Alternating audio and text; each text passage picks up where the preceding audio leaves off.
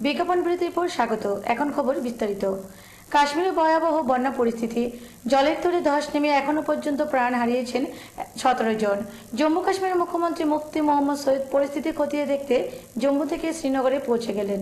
কাশ্মীরে ভয়াবহ হচ্ছে বন্যা পরিস্থিতি, জলের তলে ধস নেমে এখনো পর্যন্ত প্রাণ হারিয়েছেন 17 জন। লাগাতার ভারী বৃষ্টির ফলে বাদগাম গ্রামে ধস নেমে ধ্বংসস্তূপে পরিণত হয়েছে দুইটি বাড়ি। দুটি পরিবারের 16 জনই সেই ধ্বংসস্তূপে চাপা পড়েছেন।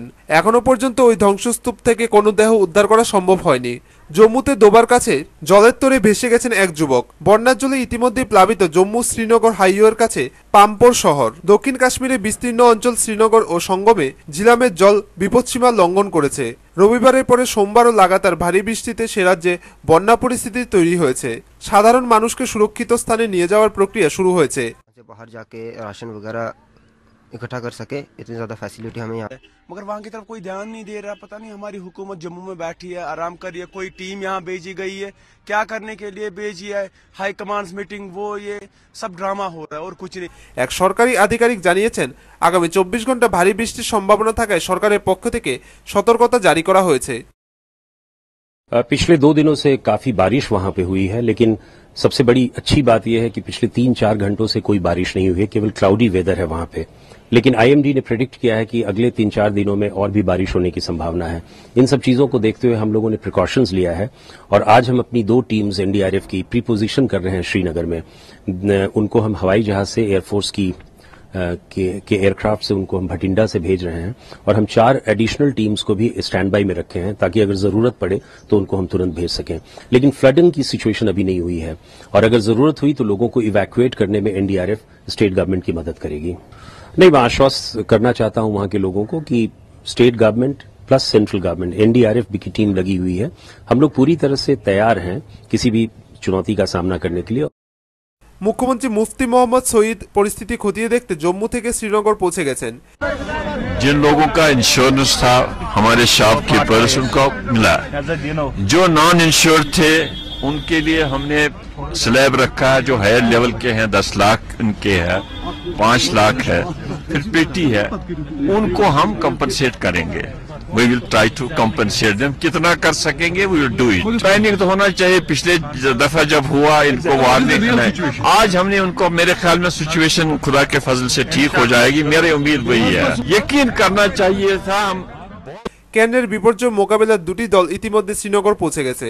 এতে আছে 100 জন জওয়ান। পরিস্থিতি সামাল দিতে মুখ্যমন্ত্রী উদ্ধার ও ত্রাণ কার্যের জন্য আগে থেকেই সেনাবাহিনীকে উদ্যোগী হতে বলেছেন। পুলওয়ামা ও শ্রীনগর থেকে শত শত মানুষকে সুরক্ষিত স্থানে নিয়ে যাওয়া হয়েছে। শনিবার থেকে কাশ্মীরে চলছে প্রবল বৃষ্টিপাত। ইতিমধ্যে জলের তরে ভেসে গেছে মধ্য কাশ্মীরের বহু বাড়ি। 221টি পরিবারকে সরিয়ে নিয়ে যাওয়া হয়েছে। আরও 15টি পরিবারকে স্থানান্তরিত করার প্রক্রিয়া চলছে। আগামী 4 তারিখের আগে এই বৃষ্টি থামার সম্ভাবনা নেই বলে জানিয়েছেন আবহাওয়া দপ্তর। আবহাওয়া দপ্তর জানিয়েছে বৃষ্টির সঙ্গেই কোনো জায়গায় বাড়তে পারে বরফপাতের সম্ভাবনা। इसमें रेड अलर्ट होता है 18 पॉइंट, तो डेंजर पॉइंट है इसमें 21 पॉइंट। तो इसका मतलब है कि डेंजर पॉइंट से 1 पॉइंट आगे बढ़ रहा है, उससे आगे। इसका मतलब है कि रेड अलर्ट हो गया है, रेड अलर्ट हो गया है। अल्लाह ताला का लाख लाख शुक्र है, शायद ऊपर वाले पहाड़ों में बर्फबारी हुई है, बारिश रुक रुक के इस वक्त हो रही है। ये भगवान का करिश्मा है, अल्लाह ताला का करिश्मा है। तो लग रहा है धीरे धीरे नदी नालों में पानी की सतह जो है नीचे की तरफ आ रही है। दरिया जहलम में पानी जो है वो खतरे की निशानी से ऊपर है, लेकिन अभी भी अगर आप देखें सितंबर में जहाँ तक पानी चढ़ा था और अभी जहाँ तक पानी चढ़ा है, ज़मीन आसमान का फ़र्क है। मैं तो अल्लाह ताला से यही मांग करूंगा कि सितंबर जैसे हालात हमें दोबारा देखने ना पड़े। ব্যুরো রিপোর্ট, খবর ত্রিপুরা। বাম সরকারের উন্নয়নের মুকুটে নতুন পালক বীরচন্দ্র মনুর টিটিএডিসি দক্ষিণ জেলার জোনাল অফিসের নতুন পাকা বাড়ির উদ্বোধন করেন টিটিএডিসির সিএম ডক্টর রঞ্জিত দেববর্মা, ছিলেন মনিন্দ্র রিয়াং সহ অন্যান্যরা। বাম সরকারের উন্নয়নের মুকুটে নতুন পালক বীরচন্দ্র মনু টিটিএডিসির দক্ষিণ জেলার জোনাল অফিসের নতুন পাকা বাড়ি। 4 কোটি 23 লক্ষ টাকা ব্যয়ে নতুন অফিসে মোট 3টি পাকা বাড়ি নির্মাণ হয়। ককবরক ভাষার উন্নয়নে ও বিস্তারের জন্য এখানে রয়েছে ককবরক লাইব্রেরির ব্যবস্থা। 2টি ভবনে থাকবে দপ্তরের অফিস। সোমবার বিকেলে নতুন অফিসের উদ্বোধনী অনুষ্ঠানে ছিলেন টিটিএডিসির সিএম ডক্টর রঞ্জিত দেববর্মা, মন্ত্রী মনিন্দ্র রিয়াং, টিটিএডিসির কার্যনির্বাহী সদস্য ধীরেন্দ্র রিয়াং, এমডিসি পরীক্ষিত মুরা সিং সহ টিটিএডিসির সদস্যরা। নতুন জোনাল অফিসের উদ্বোধনকে ঘিরে ব্যাপক উচ্ছ্বাস লক্ষ্য করা যায় এলাকার মানুষের মধ্যে। একটা স্থায়ী বিল্ডিং অফিস আমরা নির্মাণ করতে পেরেছি, যেটা কম্পোজিট বিল্ডিং সঙ্গে আছে এবং কম্পিউটার লাইব্রেরি সঙ্গে আছে। আমাদের সারা রাজ্যের মধ্যে এডিসি প্রশাসনের জন্য 5টা ডিস্ট্রিক্ট আছে, 5টা জোনাল অফিস আছে। এর মধ্যে 4টা ডিস্ট্রিক্ট জোনাল অফিস প্রায় বিল্ডিং কমপ্লিট হয়ে গেছে। আরেকটা ডিস্ট্রিক্ট বাকি আছে, খোয়াই ডিস্ট্রিক্ট, ওটা আগামী বছর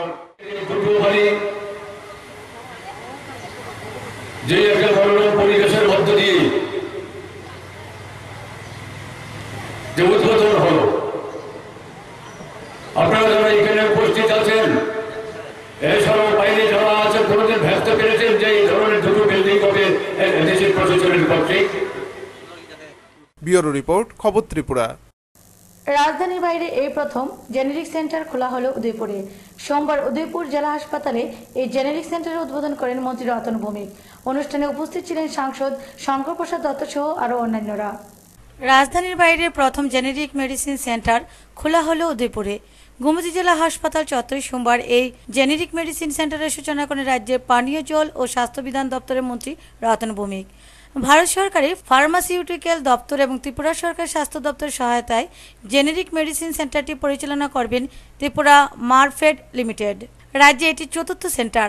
তার আগে আগরতলার জিবি হাসপাতাল, আইজিএম হাসপাতাল, আপানিয়াতে টিএমসি হাসপাতালে ত্রিপুরা মারফেডের পরিচালনায় খোলা হয়েছে জেনেরিক মেডিসিন সেন্টারের।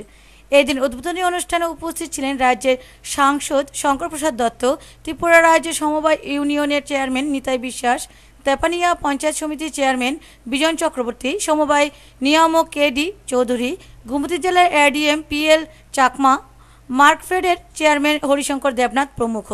গোটা দেশে এই ধরনের জেনেরিক মেডিসিন সেন্টার রয়েছে 87টি। উত্তর পূর্বাঞ্চলের রাজ্যগুলির মধ্যে একমাত্র ত্রিপুরাতেই 4টি জেনেরিক মেডিসিন সেন্টার চালু রয়েছে। তাতে এখন পর্যন্ত 178 প্রকারের ওষুধের সংস্থান করা গেছে। আগামী 3 মাসে 300 প্রকারের ওষুধের সংস্থান করবে মার্কফেড। রাজ্যে ধীরে ধীরে প্রতিটি জেলায় এবং বেশ কিছু মহকুমায় খোলা হবে এই জেনেরিক মেডিসিন সেন্টার। যারা বেশি পয়সা দিয়ে ওষুধ কিনতে পারেন না, তাদের জন্য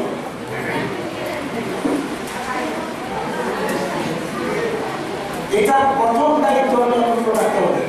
আমি ডাক্তাররা আছেন, নাক করতে পারবো, অকপটে বলবো, সব ডাক্তার বললেন কোম্পানি বা ডক্টর রেড্ডির কোম্পানি, তারা তাদের ব্র্যান্ড নেম ওষুধের মধ্যে লাগানোর জন্য তারা হয়তো নিজেরাও উৎপাদন করে না, স্রেফ তাদের ব্র্যান্ডটা দিল অন্য একটা কোম্পানিকে, ডক্টর রেড্ডির ওষুধ। এটা বিক্রি করে, শুধু নামটা বিক্রি করে, আসলে ওষুধটার দাম হয়তো 1 টাকা, সে ব্র্যান্ড নেমের জন্য ওষুধ আরো 2 টাকা নিয়ে নিল, হয়ে গেল 1 টাকার জায়গায় 3 টাকা। পাশাপাশি যিনি বিক্রি করছেন তিনি আরো 2 টাকা লাভ করলেন। উদয়পুরে এই সেন্টার চালু হওয়ায় গরিব অংশের মানুষরা উপকৃত হবেন। ব্যুরো রিপোর্ট, খবর ত্রিপুরা। এখন সময় একটি ছোট্ট বিরতির পর ফিরে আসছি, সঙ্গে থাকুন। বিজ্ঞাপন বিরতির পর স্বাগত। দক্ষিণ রানী এডিসি ভিলেজের উপস্বাস্থ্য কেন্দ্রের উদ্বোধন হল মন্ত্রী রতন ভৌমিকের হাত ধরে। এই অনুষ্ঠানে ব্যাপক অংশের মানুষের উপস্থিতি ছিল লক্ষণীয়। দক্ষিণ রানী এডিসি ভিলেজের উন্নয়নে যুক্ত হল নতুন পালক উপস্বাস্থ্য কেন্দ্র। দক্ষিণ রানী এলাকার উপজাতি অংশের মানুষের কাঙ্ক্ষিত দাবি পূরণ হল।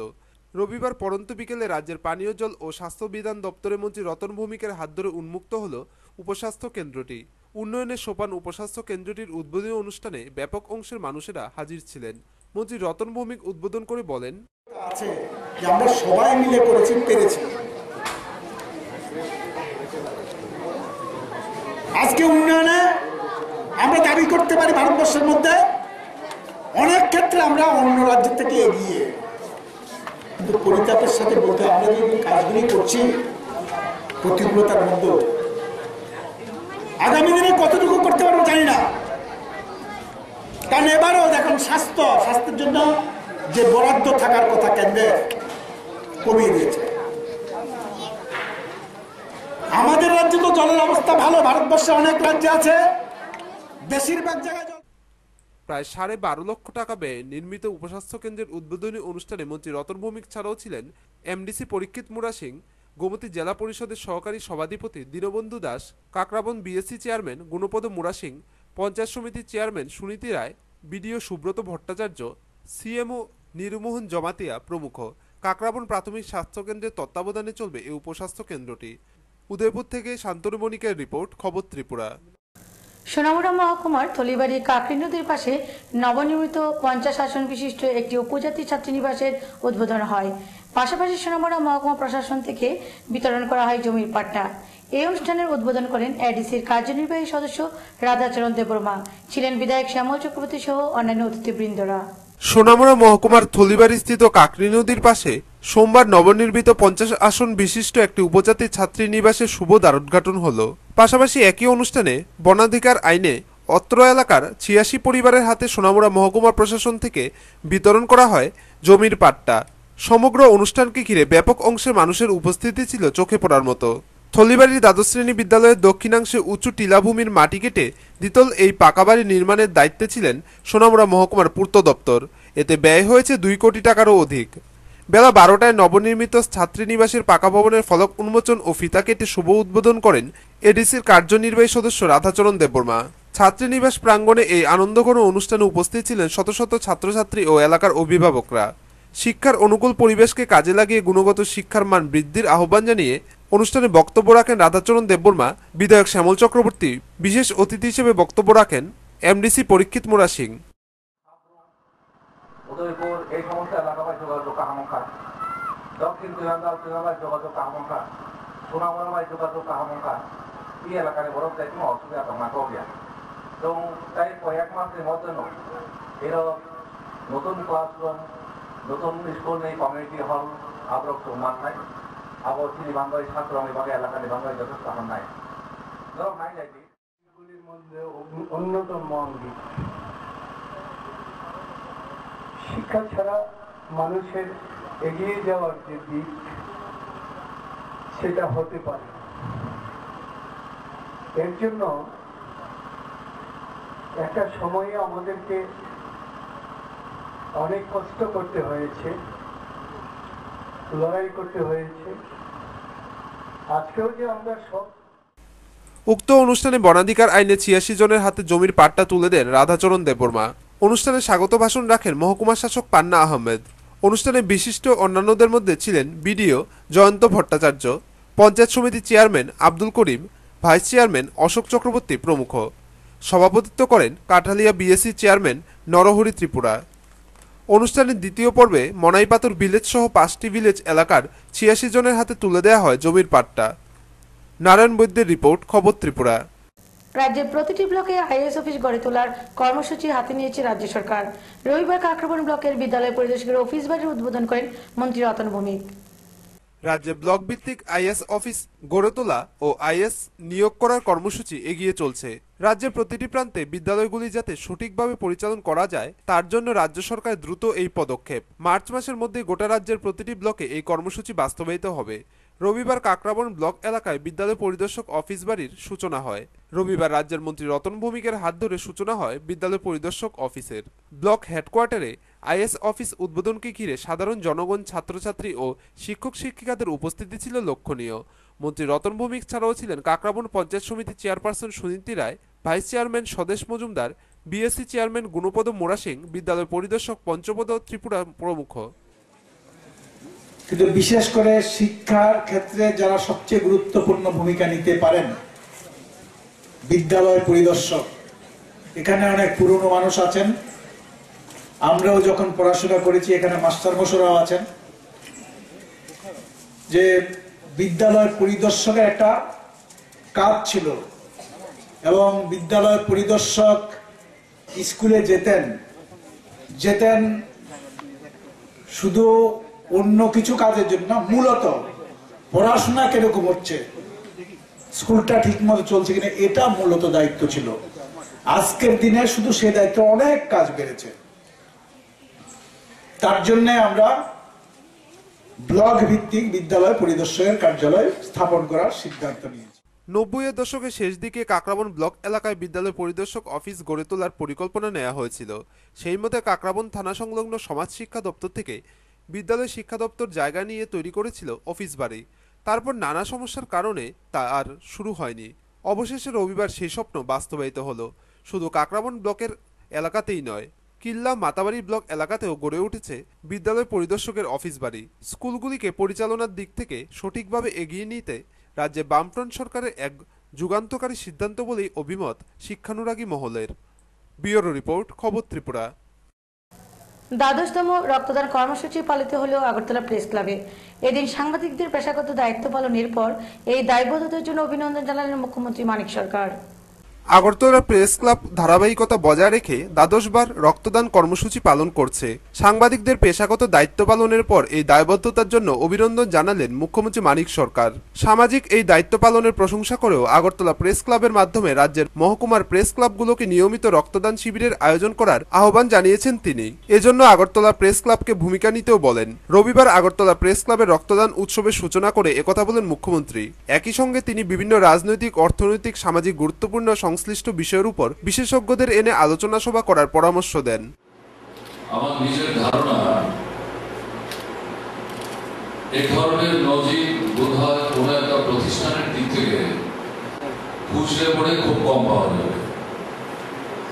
সেদিক থেকে আগরতলা প্রেস ক্লাবকে আমি বিশেষভাবে ধন্যবাদ জানাচ্ছি। এটা হচ্ছে প্রেস ক্লাবের ভাইব্রেন্সির একটা ইন্ডিকেশন বা এক্সপ্রেশন আমি বলবো। পূর্ব ভারতবর্ষের ক্লাব সম্পর্কিত প্রশ্নে আমরা থেকে অনেক দূরে তারা সরে গেছে, কিন্তু স্বাধীনতা পূর্ব ভারতবর্ষের ক্লাব, অনুশীলন সমিতি, যুগান্তর, এগুলো প্র্যাকটিক্যালি ক্লাবের কনসেপ্ট থেকেই তৈরি হয়েছে। তারা কিন্তু স্বাধীনতার সঙ্গে ঝাঁপিয়ে পড়েছেন। কল্যাণ, শোভা, শুভ রাষ্ট্রের কল্যাণ প্রশ্নগুলো এর জন্য আপনাদের ধন্যবাদ জানাবো। এবারের যে কর্মসূচি, এটার সাফল্য তো কামনা করবই। এই ধারা আপনারা ভবিষ্যৎ দিনে অব্যাহত রাখবেন, এই আবেদন আপনাদের। এদিন প্রেস ক্লাবের এই রক্তদান, মরণোত্তর দেহদান ও চক্ষুদান শিবিরের শুরুতে স্বাগত ভাষণ দেন সম্পাদক কল্যাণজিৎ সিং। বক্তব্য পেশ করেন আগরতলা প্রেস ক্লাবের সভাপতি সত্যব্রত চক্রবর্তী ও সহসভাপতি চিত্রা রায়। ২৬শে জানুয়ারি মারা গেছেন প্রেস ক্লাবের প্রবীণ সদস্য সুরেন্দ্র পাল। সাংবাদিকদের মধ্যে রাজ্যে প্রথম তার দেহ চিকিৎসার প্রয়োজনে আগরতলা মেডিকেল কলেজ কর্তৃপক্ষের কাছে তুলে দেওয়া হয়। আগরতলা প্রেস ক্লাবের পক্ষ থেকে সুরেন্দ্র পালের আত্মীয় পরিজনকে ধন্যবাদ জানানো হয়েছে। এদিনের অনুষ্ঠানে ২৫ জন রক্তদাতা ও ৩ জন মরণোত্তর দেহদান এবং একজন চক্ষুদানের অঙ্গীকার করেছেন। ব্যুরো রিপোর্ট, খবর ত্রিপুরা। আবার দুঃসাহসিক চুরিকাণ্ড সংঘটিত করল চোরের দল। সোনামুড়া থানাধীন কালাপানিয়া পঞ্চায়েত এলাকার বাড়ির মালিকের অনুপস্থিতিতে তার স্ত্রীর পার্টনারশিপ হুমকি দিয়ে লুট করে নেয় নগদ অর্থ ও স্বর্ণালঙ্কার। ঘটনাস্থলে উপস্থিত সোনামুড়া থানার পুলিশ। আবারও দুঃসাহসিক চুরিকাণ্ড সংঘটিত হল সোনামুড়া থানা এলাকায়। গৃহকর্ত্রীর গলায় ছুরি ধরে লুট করা হয়েছে স্বর্ণালঙ্কার সহ নগদ অর্থ। ঘটনা রবিবার রাত সোনামুড়া থানাধীন কালাপানিয়া পঞ্চায়েত এলাকায়। ঘটনায় জানা যায়, রবিবার গভীর রাতে একটি চোরের দল হানা দেয় কালাপানিয়া এলাকার আবুল হাশেমের বাড়িতে। বাড়ির মালিক আবুল হাশেম গত ১৭ দিন পূর্বে কর্মসংস্থানের লক্ষ্যে ভিনদেশে মালয়েশিয়ার পাড়ি দেয়। তখন ঘরে ছিল গৃহকর্ত্রী জাহানারা খাতুন ও তার 2 সন্তান। চোরের দলটি প্রথমে ঘরে ঢুকে এবং জাহানারা খাতুনকে প্রাণনাশের হুমকি দিয়ে ১০,০০০ টাকা ও বেশ কিছু স্বর্ণালঙ্কার নিয়ে চম্পট দেয়। চোরের দলটিতে ৫ জন ছিল বলেও জানান গৃহকর্ত্রী জাহানারা বেগম। 10টার সময় ঘুমাইছি, তারপরে রাত্র 12:10-15 বাজবে এই সময়। এবার তারা দরজা ধাক্কা দিয়ে ঢুকছে, মাত্র আমি দেখে চিল্লানি দিছি। এবার আমার মানে অন্যরা ফেঁচাইয়া মুহূর মধ্যে ঢুকাইতে চেষ্টা করছিল। এরপর আমার বাচ্চা কান্দে দেখে ঢুকাইছে না। 12,000 গলার একটা স্বর্ণের চেইন, আর আমার কানের, নাকের, আবার 2টা মাইয়ের রূপের চেইন, আবার মাইয়ের কানের, এটি সব খুললে আবার এটি লইয়ে বাড়িয়ে গেছে। আবার তারা গেছে, পর আমি বই আর কেউ ডাক দিছি না। 3টা বাজে আমার ডাক্কা যাই কইতে আছে তারা ঘরটা নাকি চুরি হয়েছে। আমি তাড়াতাড়ি ঘুমোতে উঠতে আইসি, আইয়া দেখতে আসি ওই দিক দিয়ে দরজাটা ভাঙা। হ্যাঁ, দরজার মধ্যে এরকম বড় বড় 2টা ফাইলিং সামনে দিয়ে পড়ে রয়েছে। তো তারা কান্নাকাটি করতে আছে। থানাটা লিখিত ভাবে দেওয়া হয়েছে। গলা কানের স্বর্ণ, একটা আমার শুধু বাতি আছে হ্যার কানের জিনিসটা, আর টাকা নিচ্ছে 12,000, আর দুইটা মোবাইল। ঘটনার পর ওই গৃহবধূ তার বাড়ির অন্যান্য লোকেদের বিষয়টি জানান। সোমবার এ বিষয়ে সোনামুড়া থানায় একটি লিখিত অভিযোগ দায়ের করা হয়। অভিযোগ পেয়ে ঘটনাস্থলে ছুটে যান সোনামুড়া থানার ওসি নারায়ণ সাহা সহ পুলিশ বাহিনী। ঘটনার তদন্তে নেমেছে সোনামুড়া থানার পুলিশ বলে জানান ওসি নারায়ণ সাহা। আজকে সকালবেলা সোনামুড়া থানাতে খবর আসে যে কালাপানিয়া গ্রামে গতকালকে রাত্রে একটা ঘটনা হয়েছে। সে ঘটনার পরিপ্রেক্ষিতে আমরা আসি এবং দেখি যে ঘরের দরজা ভেঙে কয়েকজন লোক ঘরে ঢুকে নগদ 12,000 টাকা, একটা স্বর্ণের চেন এবং কিছু রূপার জিনিসপত্র নিয়ে যায়। এই ব্যাপারে আমরা তদন্ত শুরু করেছি এবং আশা করছি আমরা এতে সাফল্য পাব। নগদ তো 12,000 টাকা নিয়েছে, আর স্বর্ণের যা বলেছে তা তো প্রায় 1,030 টাকার মতো হয়ে যায়। এই দুঃসাহসিক চুরিকাণ্ডে এলাকাবাসীর মধ্যে আতঙ্ক বিরাজ করছে। টুটন চৌধুরীর রিপোর্ট, খবর ত্রিপুরা। গত কয়েকদিন ধরে নিখোঁজ এক রিকশা চালক। ঘটনা বিশালগড় থানাধীন মুরাবাড়ি এলাকার এসডিএম অফিস সংলগ্ন এলাকায়। নিখোঁজ রিকশা চালকের অপেক্ষায় এখন দিন গুনছে তার স্ত্রী ও দুই সন্তান। গত বৃহস্পতিবার থেকে নিখোঁজ এক রিকশা চালক, নাম সন্তোষ দাস, তার বয়স 40, বাড়ি বিশালগড় থানাধীন মুরাবাড়ি এলাকার এসডিএম অফিস সংলগ্ন। স্ত্রী মিঠু দাস জানিয়েছেন, গত বৃহস্পতিবার তার স্বামী সন্তোষ দাস বিশালগড় থেকে রিকশা চালানোর জন্য আগরতলায় যায়। অন্যান্য দিনের ন্যায় সে এদিন বাড়ি ফিরে না আসায় রিকশা মালিক উত্তম আচার্যের কাছে জানতে চাইলে তিনি বলেন, আমার কাছে রিকশা নিতে আসলে আমি তাকে দেইনি। এই বলে তিনি ফোন কেটে দেন। স্ত্রী মিঠু দাস অপেক্ষার প্রহর গুনতে গুনতে রাত কাটালে পরদিন সকালে বিশালগড় থানায় এক মিসিং ডায়েরি করে। অসহায় স্ত্রী মিঠু দাস আরও জানান, এই পর্যন্ত থানায় 4 দিন যাওয়া সত্ত্বেও পুলিশ কোনো সদুত্তর দিতে পারেনি। পুলিশ তদন্তের নামে আমাকে বারবার ঘুরিয়ে দিচ্ছে। বৃহস্পতিবার ইংরেজি 26 তারিখ মার্চে আমার স্বামী বাড়ির থেকে এসে সকালবেলা। কি নাম আপনার স্বামী? সন্তোষ দাস। আমার নাম মিঠু দাস। 7:30টার সময় গেছে আগরতলা রিক্সার মালিকের কাছে কিছু যাইবো, কাজ করবো, তাই না? এরপর দেশে তাইনের কাছে গেছে কিনা আমি ঠিক কইতে পারি না। রাত্রিবেলা 7টা পর্যন্ত অপেক্ষা করে মালিকের কাছে ফোন করছি। মালিকের নাম উত্তম আচার্য, তাইনের বাবার নাম কুমুদ আচার্য। কোন জায়গা বাড়ি মালিকের? তাইনের বাড়ি রানীর খামার, তাইনের দোকান গাঙ্গালি রোড বান্দেরপাড়। তখন তাইনের কাছে ফোন করে তাইনে ফোন রিসিভ করেছিল, তাইনে কথা কয় না। আমি তাইনের কোনো প্রতি উত্তর পাইছি না। আজও অব্দি আমার স্বামী নিখোঁজই আছে। আমি পরপর আজকে পর্যন্ত অক্ষণে আমি পিএস থেকে এসে আইছি। 4 দিন আমি গেলাম। গতকালকে প্রথম দিন পিএস হের কাছে ফোন করছে, ফোন রিসিভ করছে না, ফোন তুলছে না। এরপর দেশে গতকালকে আবার ফোন করছে পরে দেশে হ্যাঁ কইছে যে আমি হ্যারে খুঁজছি না, তারা বাড়িতে ফোন করতেছি। তার অক্ষণও কোনো ফোন আমি পাইছি না। পিএস থেকে আমারে কইছে যে আপনি আর হের কাছে ফোন করেন না। আমি বলছি ঠিক আছে, আমি আর হের কাছে ফোন করছি না। সারা রাত্র বিকাল 3টার থেকে 4টার থেকে সেটা বাড়ছে, সেটা সকাল 7টা 7:30 পর্যন্ত বাড়ছে। আমি ব্যাক করে আবার পিএসে ফোন করছি। আমার তো স্বামী, আমি তো সহ্য করতে পারতাছি না জ্বালানা। আমার তো 2টা বাচ্চা লইছিল, খুব অসহায় অবস্থার মধ্যে আছে। আমার বাচ্চা লিয়ে আজকে 3 দিন ধরে খায় না খাই আছে। আমি কোনো মতেই পারতাছি না। আমি চতুর্দিকে সবার আত্মীয় স্বজনের বাড়িতে বাড়িতে আমি খোঁজাখুঁজ করছি। পুলিশ কেমন হেল্প করতেছে আপনাদের? পুলিশ একদমই হেল্প করছে না। আমি অক্ষণও গিয়েছি, তারা মনে করতেছে আপনি নিখোঁজ করেছিল, এই তার এন্ট্রি করছেন। আমরা তো প্রত্যেক থানায় থানায় মেসেজ পাঠাইছি। অলত্রিপুরার যে 72টা পিএস আছে, সব পিএস আমরা মেসেজ পাঠাইছি। আমি তারা জিজ্ঞাসা করলাম মেসেজ পাঠাইছেন নিখোঁজ, তাহলে আমি যে মালিকের ফোন নাম্বারটা দিয়ে গেলাম তার প্রতিবাদ কি করছেন? অসহায় মিঠু দাসের বাড়িতে গিয়ে দেখা গেছে এক ছেলে ও এক মেয়ে নিয়ে তিনি ভীষণ কষ্টে দিন কাটাচ্ছেন। বিগত 3 দিন ধরে তার ঘরে কোনো খাবার নেই। এলাকাবাসীরা তাদের ভরণ পোষণ দিয়ে কোনো রকমে চালিয়ে রাখছে। ছোট ছোট 2 সন্তানকে নিয়ে মিঠু দাস স্বামীর আশায় দিন গুনছেন। ব্যুরো রিপোর্ট, খবর ত্রিপুরা। ভারতীয় জনতা পার্টি উপতাখালী প্রাথমিক কমিটির উদ্যোগে এক সভা হয় পানিসাগর মহকুমার অন্তর্গত উপতাখালী গ্রাম পঞ্চায়েতের উপতাখালী অঙ্গনওয়াড়ি কেন্দ্রের সামনে। পানিসাগর মহকুমার অন্তর্গত উপতাখালী গ্রাম পঞ্চায়েতের উপতাখালী অঙ্গনওয়াড়ি কেন্দ্রের সামনে ভারতীয় জনতা পার্টি উপতাখালী প্রাথমিক কমিটির উদ্যোগে এক সভা হয়। এই সভার সভাপতিত্ব করেন প্রাথমিক কমিটির সভাপতি করুণা সিন্ধু গোস্বামী। তাছাড়া উপস্থিত ছিলেন প্রাক্তন রাজ্য সভাপতি রণজয় দেব ও প্রাক্তন রাজ্য সহ সভাপতি রসিক রঞ্জন গোস্বামী, উত্তর জেলা কমিটির সভাপতি ভবতোষ দাস, জেলা সম্পাদক পীযূষ নাথ প্রমুখ। উল্লেখ্য, এই সভার কিছু কংগ্রেস নেতা ভারতীয় জনতা পার্টিতে যোগ দেন। উপস্থিত অতিথিবর্গ নতুন সদস্যদেরকে দলীয় পতাকা হাতে তুলে দিয়ে বরণ করে নেয়। উত্তর জেলা কমিটির সভাপতি ভবতোষ দাস বলেন, 13 পরিবার ভারতীয় জনতা পার্টিতে যোগদান করেন। তিনি বলেন, সারা ভারতবর্ষে দল যেভাবে উন্নয়নমূলক কাজ করে যাচ্ছে তা দেখে মুগ্ধ হয়ে ভারতীয় জনতা পার্টিতে দলে দলে যোগ দিচ্ছে। আজকে ভারতীয় জনতা পার্টি উফতাখালী প্রাথমিক কমিটির উদ্যোগে বিজেপিতে যোগদান সভার আয়োজন এই স্কুলে অঙ্গনওয়াড়ি কেন্দ্রে। তো আজকে ভারতীয় জনতা পার্টিতে কংগ্রেস দল ছেড়ে উফতাখালী থেকে 13 পরিবার বিজেপিতে যোগ দিয়েছেন এবং দীর্ঘদিন থেকে ওনারা দের সাথে কথা চলছিল বিজেপিতে যোগ দেওয়ার জন্য। তো আজকে ভারতীয় জনতা পার্টি যে সারা ভারতবর্ষে যেভাবে উন্নয়নের কাজ করে যাচ্ছে তা থেকে মুগ্ধ হয়ে ওনারা আজকে কংগ্রেস পার্টি থেকে ত্যাগ করে ওনারা সবাই আজকে ভারতীয় জনতা পার্টিতে যোগ দিয়েছেন উফতাখালী প্রাথমিক কমিটির উদ্যোগে। ব্যুরো রিপোর্ট, খবর ত্রিপুরা। এই প্রথম সোনামুড়া উদ্বোধন হলো আলবিল্লাল জিম সেন্টারের। অনুষ্ঠানে উদ্বোধন করেন নগর পঞ্চায়েতের ভাইস চেয়ারম্যান মোহাম্মদ আবু তাহের। এই প্রথম সোনামুড়ায় চালু হলো অত্যাধুনিক জিম সেন্টার।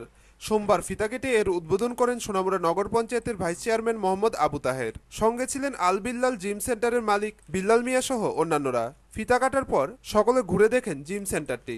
সকল অতিথিরা কিছুক্ষণ শরীর চর্চাও করেন। এই জিম সেন্টারটি খোলা হয় সোনামুড়া থানা সংলগ্নে। তবে সোনামুড়া শহরের যুব শ্রেণী থেকে মধ্যবয়সী সকলেরই একটা স্বপ্ন ও আশা ছিল এইরকম একটি জিম সেন্টারের। এখন অবধি প্রায় 30 জনের মতো ভর্তি হয় এই জিম সেন্টারটিতে। এই জিম সেন্টারে মহিলাদের জন্য শরীর চর্চার ব্যবস্থা রয়েছে।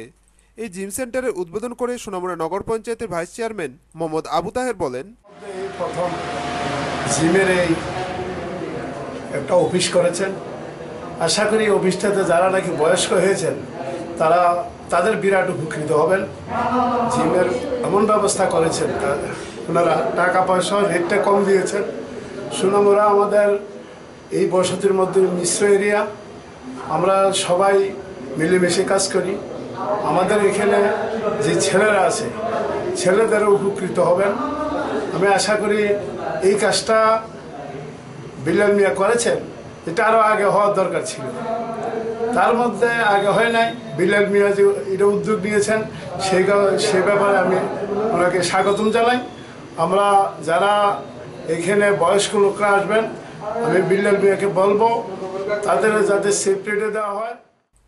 আলবিল্লাল জিম সেন্টারের কর্ণধার বিল্লাল মিয়া বলেন, বিগত 10 বছর সৌদি আরব থাকাকালীন আমি জিম করেছি। আমার নিজের স্বাস্থ্যটা আমি জিম করে যে উপকার পেয়েছি। আমার ধারণা সাধারণ মানুষ, আমার সোনামুড়াবাসীর এটা অত্যন্ত প্রয়োজন। সবাই স্বাস্থ্য সুরক্ষার জন্য আমার এই জিম খোলা, যাতে সবাই সুস্থ থাকতে পারে, এই আশা নিয়ে আমি এই জিম খুলেছি। ব্যুরো রিপোর্ট, খবর ত্রিপুরা। 31শে মার্চ 2015-তে 1 বছর পূর্ণ হলো Dharmanagar north district press club. এই দিন ক্লাবের অস্থায়ী অফিস গৃহে অনুষ্ঠিত হয় বার্ষিক সাধারণ সভা।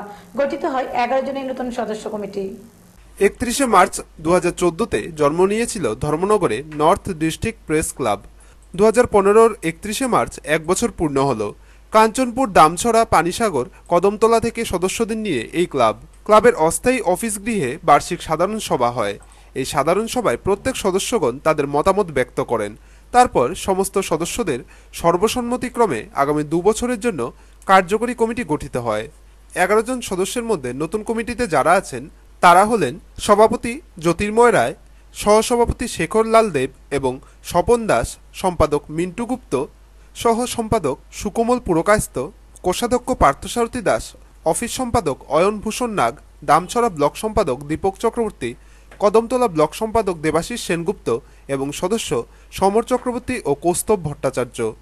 সভা শেষে নতুন সভাপতি জ্যোতির্ময় রায় বলেন, এইমাত্র অত্যন্ত আন্তরিক পরিবেশের মধ্য দিয়ে আমাদের নর্থ ডিস্ট্রিক্ট প্রেস ক্লাবের বার্ষিক সভা শেষ হলো, সাধারণ সভা। 1 বছরের জন্য এই কমিটি তার কার্যকারিতা নিয়েছে। 2 বছর, আগামী 2 বছরের জন্য নতুন কমিটি গঠন করা হলো। সর্বসম্মতক্রমে অত্যন্ত সাবলীলভাবে